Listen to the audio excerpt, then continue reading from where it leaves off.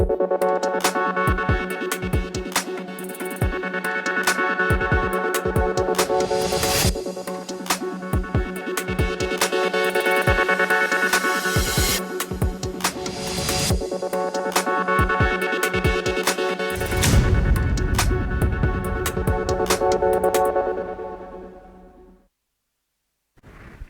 आप देख रहे हैं जन टीवी और मैं आपके साथ आकांक्षा पारिक। खबरों की शुरुआत से पहले एक नजर हेडलाइंस पर।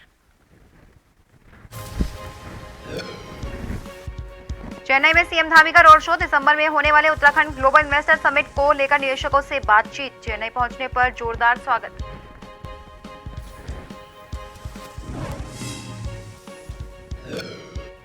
उपराष्ट्रपति धनखड़ का 2 दिवसीय उत्तराखंड दौरा। गंगोत्री, केदारनाथ और बद्रीनाथ धाम में करेंगे दर्शन। उपराष्ट्रपति बनने के बाद उत्तराखंड की पहली यात्रा।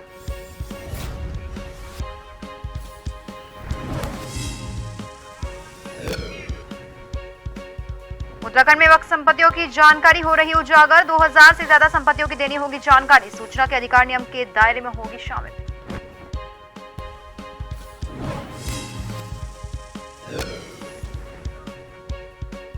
उत्तराखंड के कुमाऊं मंडल को बड़ी सौगात। सरकार की ओर से जमरानी बांध परियोजना को मंजूरी। मोदी की अध्यक्षता में हुई केंद्रीय मंत्रिमंडल की बैठक में प्रस्ताव पर लगी मोहर।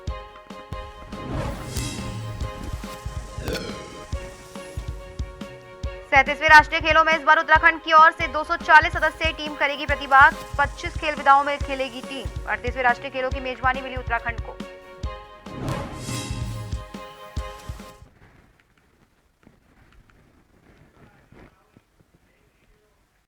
और अब खबरें विस्तार से। मुख्यमंत्री पुष्कर सिंह धामी वैश्विक निवेशक सम्मेलन के दृष्टिगत निवेशकों को आमंत्रित करने के लिए बुधवार शाम चेन्नई पहुंचे। इसके बाद 28 अक्टूबर को मुख्यमंत्री मुंबई में रोड शो करेंगे। इसी दिन कैबिनेट मंत्री सुबोध उनियाल और रेखा आर्या बेंगलुरु में सूचना प्रौद्योगिकी और डेयरी क्षेत्र में निवेश को लेकर निवेशकों के साथ बैठक करेंगे। प्रदेश में 7 और 8 दिसंबर को वैश्विक निवेशक सम्मेलन का आयोजन प्रस्तावित है। इस निवेशक सम्मेलन में प्रदेश सरकार ने 2.5 लाख करोड़ रुपए के निवेश का लक्ष्य रखा है। वैश्विक निवेशक सम्मेलन के प्रचार की कमान मुख्यमंत्री पुष्कर सिंह धामी ने संभाली हुई है। इसी कड़ी में वो ब्रिटेन और संयुक्त अरब अमीरात का दौरा करने के साथ ही दिल्ली में रोड शो कर चुके हैं। सम्मेलन के लिए अभी तक लगभग 55,000 करोड़ के करार हो चुके हैं। अब प्रदेश सरकार देश के भीतर विभिन्न स्थानों पर रोड शो कर रही है। इसी कड़ी में चेन्नई में रोड शो का आयोजन किया जा रहा है, जिसमें मुख्यमंत्री पुष्कर सिंह धामी के साथ ही पर्यटन मंत्री सतपाल महाराज और सौरभ बहुगुणा भी हिस्सा ले रहे हैं। इस रोड शो में स्वास्थ्य, फार्मा और ऊर्जा सेक्टर पर फोकस किया जाएगा।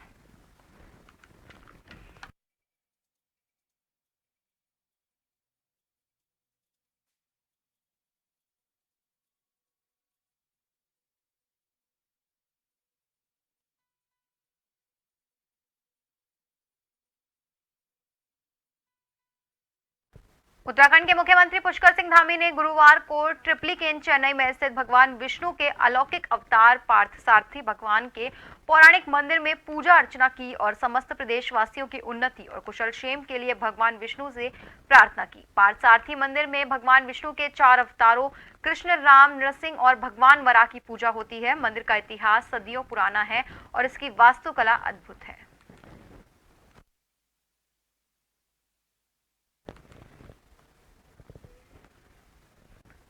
उपराष्ट्रपति जगदीप धनखड़ आज से उत्तराखंड के 2 दिवसीय यात्रा पर रहेंगे। वो यहां गंगोत्री, केदारनाथ और बद्रीनाथ धाम में दर्शन करेंगे। वन अनुसंधान संस्थान देहरादून में कंट्री लेड इनिशिएटिव के समापन समारोह को संबोधित करेंगे। उपराष्ट्रपति जगदीप धनखड़ और डॉक्टर सुदेश धनखड़ 26 और 27 अक्टूबर को उत्तराखंड की 2 दिवसीय यात्रा पर रहेंगे। उपराष्ट्रपति का पदभार ग्रहण करने के बाद राज्य में ये उनकी पहली यात्रा है।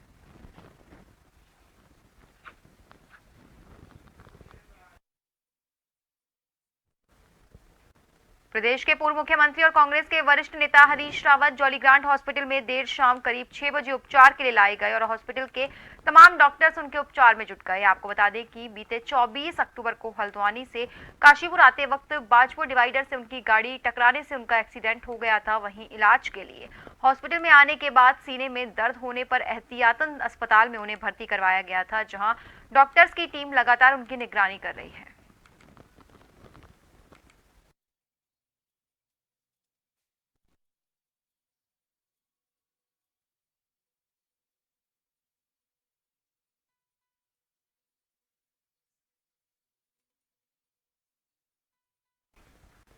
उत्तराखंड में अगले साल आयोजित होने वाले 38वें राष्ट्रीय खेलों की तैयारियों में धामी सरकार लगी हुई है। राज्य की खेल मंत्री रेखा आर्य का कहना है कि सरकार इस आयोजन के लिए पूरी तरह से तैयार है। सरकार ने अधिकांश तैयारी पूरी कर ली है और प्रदेश सरकार इन खेलों के सफल आयोजन के लिए कोई कसर नहीं छोड़ेगी। इसके लिए एक हाई पावर कमेटी का भी गठन पहले ही किया जा चुका है। खेल मंत्री ने बताया कि प्रदेश के विभिन्न जनपदों में खेल प्रतियोगिता आयोजित की जाएगी। इसके तहत देहरादून, पिथौरागढ़, हरिद्वार, उधम सिंह नगर और नैनीताल में प्रतियोगिताएं आयोजित की जाएंगी।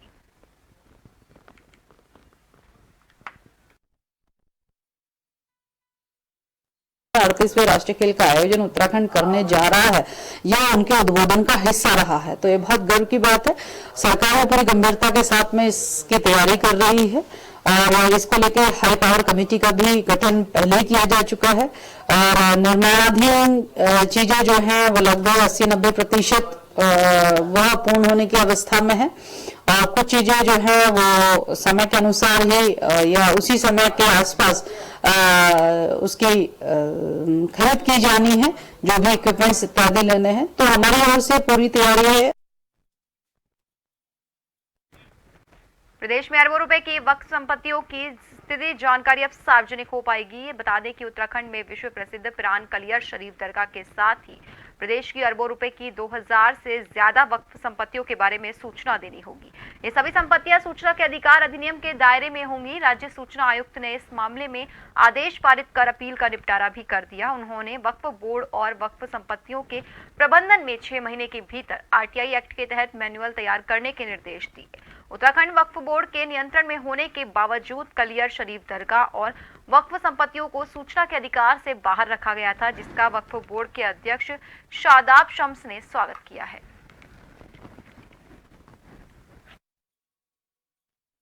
सूचना आयोग द्वारा एक आदेश पारित किया गया है जिसमें ये कहा गया है कि वक्फ की तमाम संपत्तियों को आरटीआई के दायरे में लाया जाएगा। एक स्वागत योग्य कदम है और मुझे लगता है कि हम 0% टॉलरेंस ऑन करप्शन की सरकार युवा मुख्यमंत्री पुष्कर सिंह धामी जी के नेतृत्व में चला रहे हैं, तो वो ट्रांसपेरेंसी दिखनी भी चाहिए। वक्फ बोर्ड पहले भी सूचनाओं को देता रहा है, लेकिन क्योंकि नीचे के औकाफ से सूचना प्रॉपर नहीं आती है तो उसको वो दायरे में नहीं थे और जिस तरह से आयोग का निर्णय आया है, मुझे लगता है कि इससे ट्रांसपेरेंसी और बढ़ेगी और लोगों को भी औकाफ के बारे में जानने का मौका मिलेगा। लोहाघाट विधायक खुशहाल सिंह अधिकारी ने लोहाघाट में रामलीला के खुले मंच से लोहाघाट के पूर्व भाजपा विधायक पूरन सिंह पर गंभीर आरोप लगाते हुए कहा कि पूर्व विधायक ने अपने 10 साल के कार्यकाल में विधानसभा क्षेत्र में विकास कार्य नहीं किए, जिसकी वजह से विधानसभा काफी पीछे चली गई।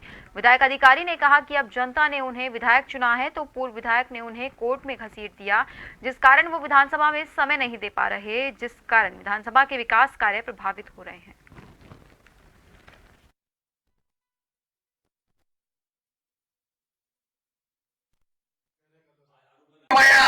हमारे पूर्व विधायक जी बहुत विद्वान व्यक्ति है।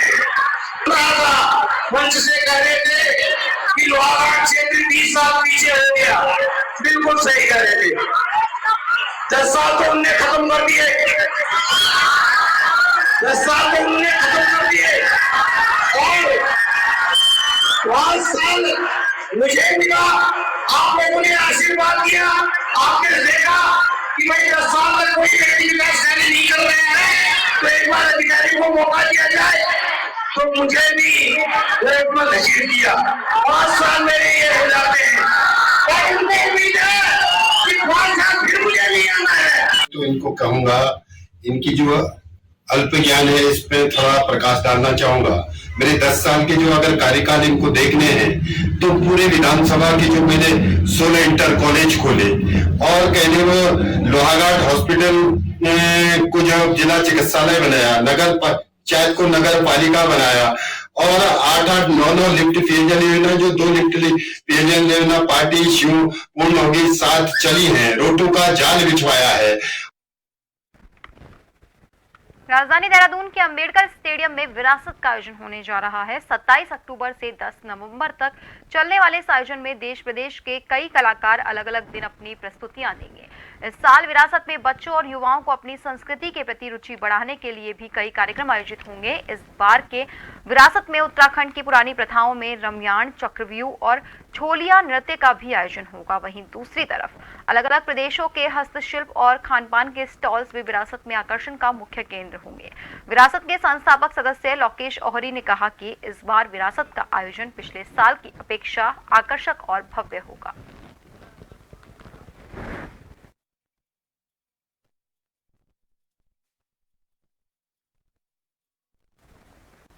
भगवानपुर में रामलीला स्टेज पर श्री राम के राज तिलक कार्यक्रम का आयोजन किया गया, जिसमें बसपा के कद्दावर नेता सुबोध ने तिलक लगाकर राम परिवार का आशीर्वाद लिया। बसपा नेता ने बताया कि श्री राम के राज तिलक का प्रोग्राम था, जिसमें दूर दराज से सभी धर्मों के लोग राज तिलक को देखने के लिए आए। भगवानपुर की गंगा जमुना तहजीब उत्तराखंड ही नहीं बल्कि पूरा देश देखे। वहीं बसपा नेता सुबोध राकेश ने कमेटी और अन्य गणमान्य लोगों को सम्मानित किया।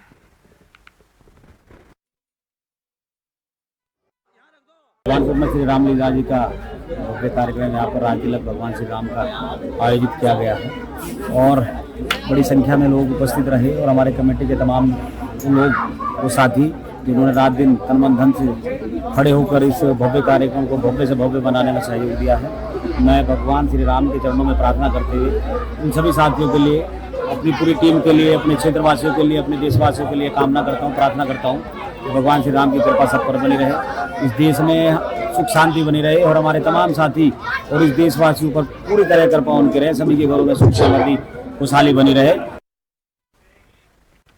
हल्द्वानी से चंपावत चलने वाली 32 मीटर केएमयू की बस में चालक परिचालक ने 80 सवारियां भर दी। इस ओवरलोड बस को टैक्सी चालकों ने पकड़ लिया और पुलिस को सूचना दी, जिसके बाद पुलिस बस को थाने ले आई, जिस पर काफी देर तक सवारियों ने लोहाघाट थाने में हंगामा काटा। लोहाघाट थाने के एसआई ने सवारियों को समझा बुझाकर दूसरे वाहनों के जरिए चंपावत भेजा। ओवरलोड वाहनों में यात्रा न करने की सलाह भी दी। एसआई हरीश प्रसाद ने बताया कि वाहन चालक ब्रिजमोहन के डीएल निस्त्रीकरण की कार्रवाई की जा रही है। ओवरलोडिंग और खतरनाक ड्राइविंग पर चालान किया जा रहा है।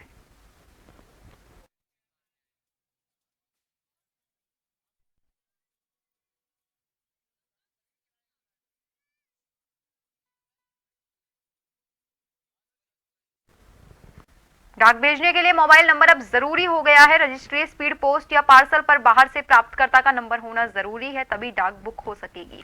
इसके लिए डाक विभाग ने सभी डाकघर में एडवाइजरी भी चस्पा कर दी है। आपको बता दें कि ज्यादातर लोग डाक पर अधूरा पता लिख देते हैं। ये पता डाकिया को मिल नहीं पाता, जिसकी वजह से उसे बेवजह भटकना पड़ता है। अकेले देहरादून जीपीओ में रोजाना 80 से ज्यादा डाक अधूरे पते की वजह से वापस आ रहे हैं। डाक विभाग ने प्राप्तकर्ता का नंबर अब जरूरी कर दिया है।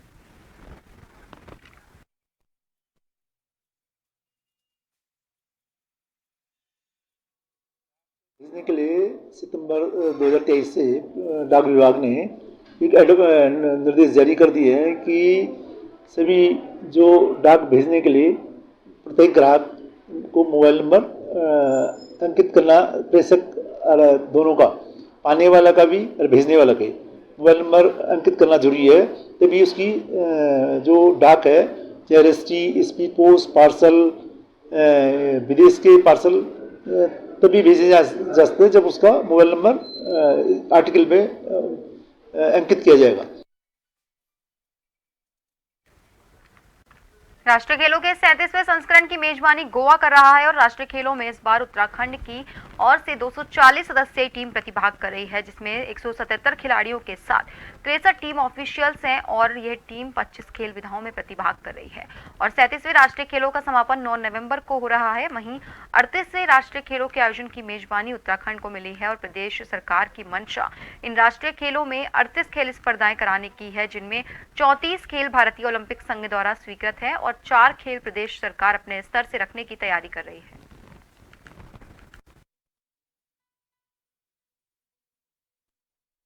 37वें राष्ट्रीय खेल के आयोजन के प्रदेश के रूप में गोवा है और 38वें के रूप में उत्तराखंड है।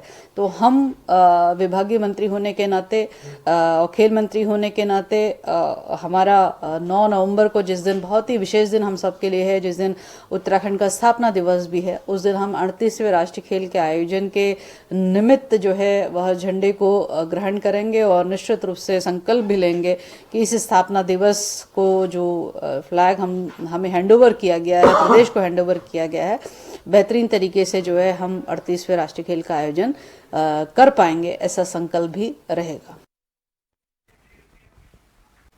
और फिलहाल के लिए खबरों में रुकेंगे एक छोटे से ब्रेक के लिए, जल्द हाजिर होंगे, बने रहिए जन टीवी के साथ।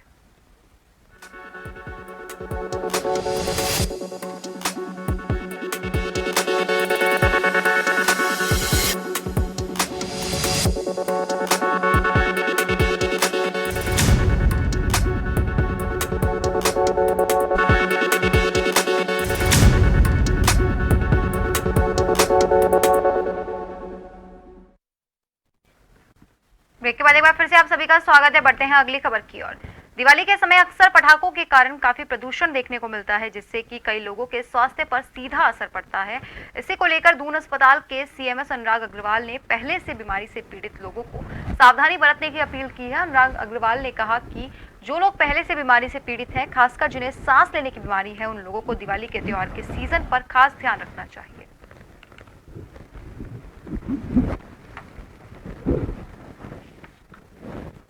बिल्कुल, ऐसे में लोग ठंड के कारण कुछ पानी कम पीते हैं तो अपना हाइड्रेशन मेंटेन रखें। हल्का खाना, सुपाच्य खाना, चूँकि त्यौहार का मौसम है, ऐसे में थोड़ा पूरी और तला हुआ खाना बहुत ज़्यादा खाया जाता है, तो उस खाने का भी ध्यान रखें। दवाइयाँ ना छोड़ें और बिल्कुल धूल धुएँ से आपको जितना बच सकते हैं ज़रूर से बचें। तो ये 4-5 बातें हैं जिसमें बचकर अपना कर किसी भी इस तरह की बीमारी से बच सकते हैं।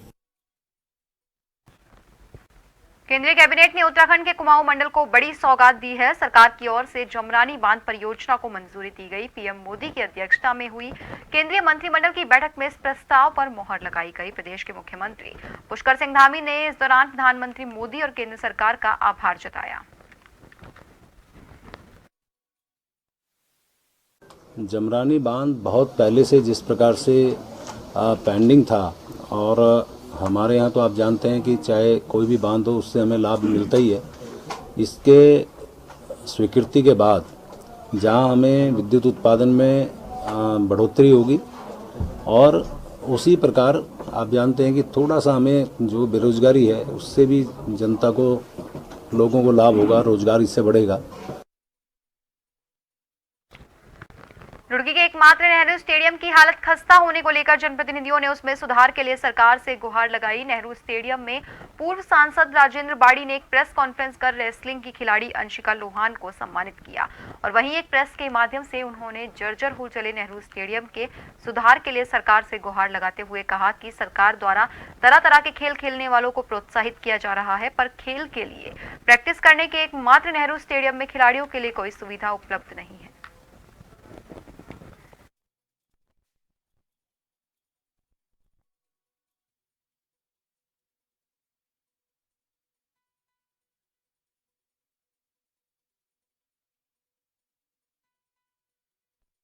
पहलवान के नाम से कातुल्ला शेख पहलवान जिनकी डेथ हो चुकी, ये सब उनका बनाया हुआ है। तो यहाँ हमारी बच्ची है और हमारे बच्चे जो यहाँ सीखते हैं, राजू पहलवान में सिखाते हैं। तो हमारे यहाँ की बच्ची है, भोपाल जाकर मेडल लेकर आई है, तो आज हम उनका सम्मान कर रहे हैं। और यही कहना चाहेंगे कि यहाँ बहुत ही हो गए, जैसा कि यहाँ सुविधा बहुत कम है। कि देखिए आप इधर ये छोटा सा है, लड़कियाँ हैं तो इसमें कपड़े बदलती हैं, ये क्या नहाने का है, न नहाने का खुले में सिलेंडर है। जाऊँगा जो हमारे रुड़की नगर में एकदम बीचों बीच में नेहरू स्टेडियम है, बहुत सालों से ऐसे ही चला आ रहा है, क्योंकि इसका सुधार होना चाहिए। क्योंकि शहर में इतना बड़ा स्टेडियम और कहीं शहर में नहीं है, क्योंकि इसमें कोई सुविधा नहीं है। अभी 2 साल पहले ही राजेंद्र अशोक पहलवान जी थे, उन्होंने हमें आग्रह कराया था। परिस्थिति तो बहुत बेकार है यहाँ की, क्योंकि कुछ है ही नहीं, मतलब फैसिलिटी वगैरह कुछ नहीं है यहाँ। खेलने का लायक नहीं है बिल्कुल। बस हाँ कि अगर यहाँ पर मतलब हम नेट उठाए लगाए तो सारा टाइम उसी में ही निकल जाता है, प्रैक्टिस करने के लिए तो बचता ही नहीं है। सरकार से क्या कहना चाहोगे? हमें थोड़ी सुविधाएं दें, अगर यहाँ ही सुविधाएं मिल जाए तो बाहर जाने की जरूरत ही नहीं पड़ने की। और अब आखिर में एक नजर हेडलाइंस पर।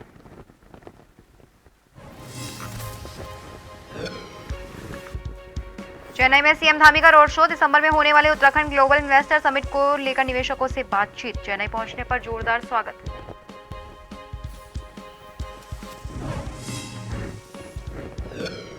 उपराष्ट्रपति धनखड़ का 2 दिवसीय उत्तराखंड दौरा, गंगोत्री, केदारनाथ और बद्रीनाथ धाम में करेंगे दर्शन। उपराष्ट्रपति बनने के बाद उत्तराखंड की पहली यात्रा।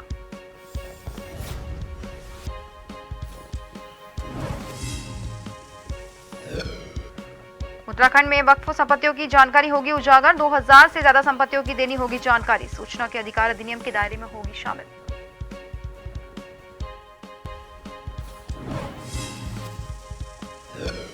उत्तराखंड के कुमाऊं मंडल को बड़ी सौगात, सरकार की ओर से जमरानी बांध परियोजना को मंजूरी, मोदी की अध्यक्षता में हुई केंद्रीय मंत्रिमंडल की बैठक में प्रस्ताव पर लगी मोहर।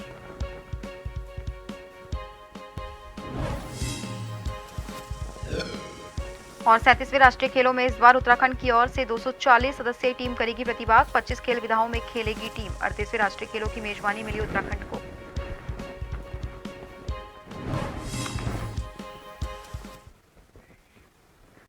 और फिलहाल के लिए खबरों में बस इतना ही। बने रहिए जन टीवी के साथ। नमस्कार।